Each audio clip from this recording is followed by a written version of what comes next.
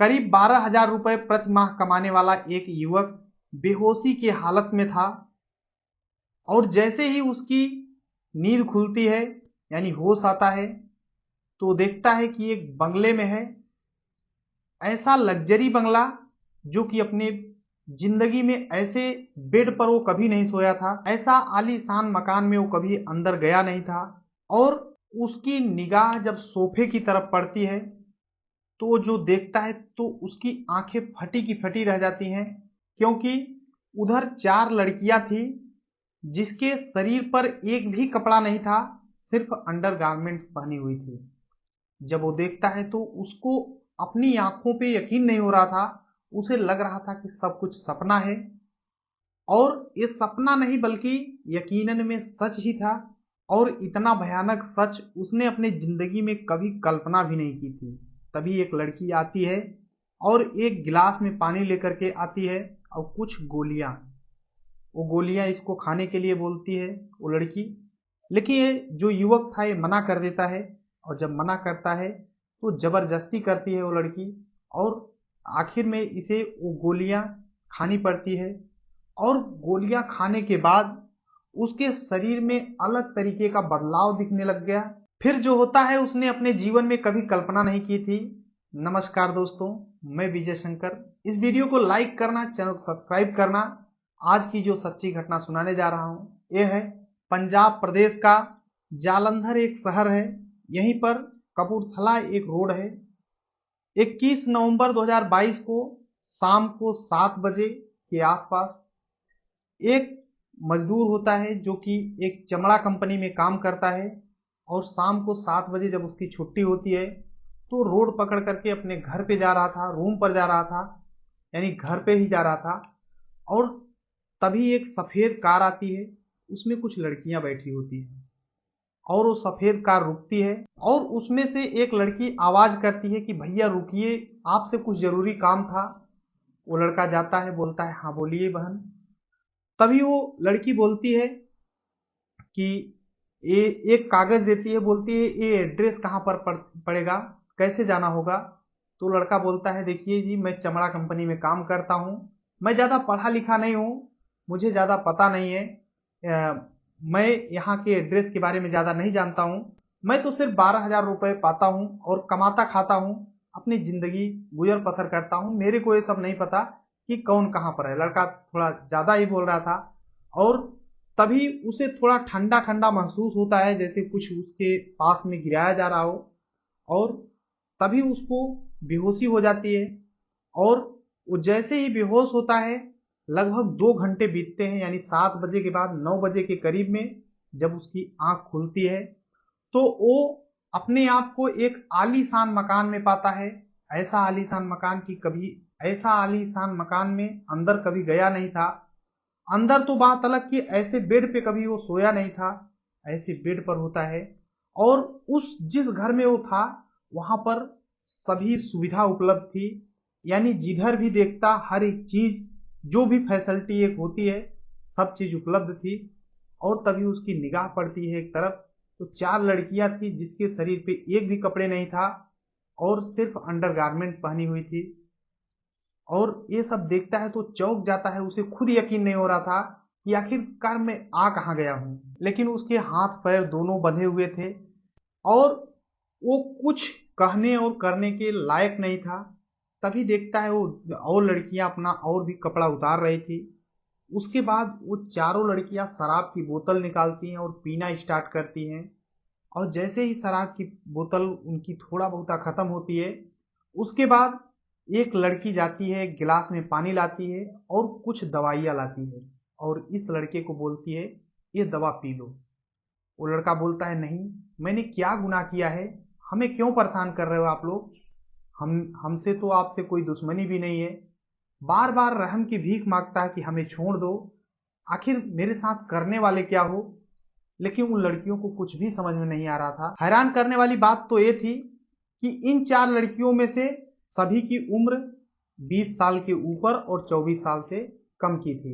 ये कभी अंग्रेजी में कभी पंजाबी में बात कर रही थी, लेकिन इस मजदूर को कुछ समझ में नहीं आ रहा था कि आखिर ये लोग बात क्या कर रही हैं और करना क्या चाहती हैं। अब एक लड़की उसको पानी और गोली देती है, ये खाता तो नहीं है, जबरदस्ती उसे खिलाया जाता है। ऐसा बोला जाता है कि इसे चुपचाप खा लो, नहीं तो तुम्हारी वो हश्र करूंगी जो तुमने अपने जीवन में कभी सोचा भी नहीं होगा। लड़का आखिरकार वो दवा और पानी पी लेता है, दवा खा लेता है, और जैसे ही खाता है उसके शरीर में अजीब तरीके फीलिंग आती है। और फिर ये लड़कियां ऐसी हरकतें एक एक करके स्टार्ट करती हैं उस लड़के के साथ करना कि उस लड़के को बिल्कुल भी अच्छा नहीं लग रहा था। अब बारी बारी करके एक एक करके वो लड़कियां उस लड़के के साथ रेप कर रही थी, बलात्कार कर रही थी, जैसे कि कोई व्यक्ति किसी लड़की के साथ या औरत के साथ बलात्कार रेप करता है, इसी तरीके से लड़कियां उस लड़के के साथ रेप कर रही थी। अब ये मजदूर रहम की भीख मांग रहा था, गिड़गिड़ा रहा था, बोल रहा था कि मैं मजदूर हूँ, मैं दिन भर कमाता हूँ, खाता हूँ, आखिर मैंने क्या गलती किया है, मुझे किस किस चीज का गुनाह का सजा मिल रहा है, हमें छोड़ दो, मैं घर जाना चाहता हूँ। बार बार गिड़गिड़ा रहा था, रो रहा था। लेकिन ये हवस की पुजारी जो लड़कियां थी, बिल्कुल भी इन्हें कुछ समझ में नहीं आ रहा था, कुछ सुनाई ही नहीं दे रहा था। धीरे धीरे रात को 3 बजे बज जाते हैं। 9 बजे शाम से लेकर के सुबह के 3 बजे तक लगातार उस लड़के के साथ रेप किया जाता है।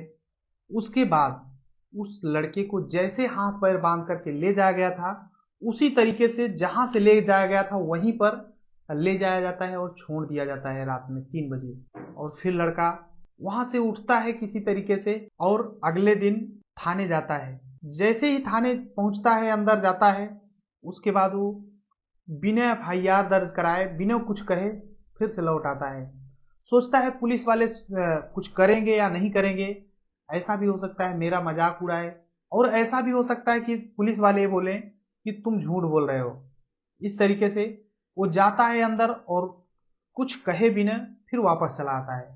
फिर अगले दिन अपने घर वालों से पूरा बात बताता है, और घर वालों के माध्यम से जब ये पूरी घटना न्यूज वालों को, मीडिया वालों को पता चलता है, तो अखबारों में, न्यूज में वायरल हो जाता है कि किस तरीके से 4 बड़े घर की लड़कियां एक मजदूर के साथ रेप की, वो भी शाम को 9 बजे से सुबह के 4 बजे तक लगातार। अब ये मामला जैसे ही वायरल होने लगा, पंजाब जालंधर की पुलिस इस मामले में हरकत में आ जाती है। और न्यूज वाले जब बोल रहे थे उनके घर वालों से, जो युवक था उसके घर वालों से, कि आखिर आप लोग एफआईआर क्यों नहीं दर्ज कराए उनके खिलाफ, तो लोग बोलते हैं साहब हम लोग गरीब हैं, इतने गरीब हैं कि हम लोग न तो लड़ सकते हैं इसके खिलाफ, न तो मुकदमा लड़ सकते हैं, न कुछ।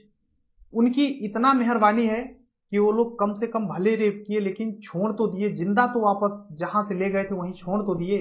ऐसा भी हो सकता था कि ये मजबूर था, वो लोग 4 लोग थी और चाहती तो इसे वहीं पर खत्म कर देती, लेकिन अगर जिंदा छोड़ दिए तो ये मेरे लिए बहुत बड़ी बात है, क्योंकि हम लोग गरीब हैं, न तो हम लोग एफआईआर दर्ज करा सकते हैं, न ही उन लोगों से पंगा ले सकते हैं। हम लोग रोजी रोटी दिन में कमाते हैं और शाम को खाते हैं, अगले दिन फिर न कमाए तो बिना खाए रह जाएं। अब जालंधर की पुलिस हरकत में आती है, जांच पड़ताल स्टार्ट करती है कि कहीं ऐसा लगातार तो नहीं हो रहा है या फिर पहली बार हुआ है।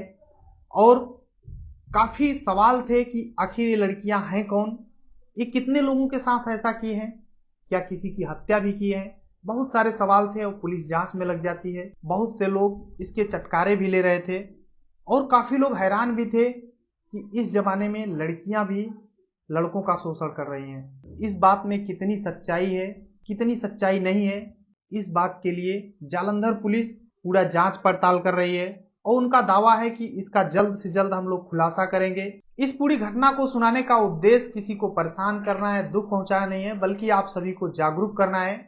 और कल के वीडियो में हमारा एक सवाल था कि जो भगवान श्री कृष्ण हैं इनके 3 नाम बताइए।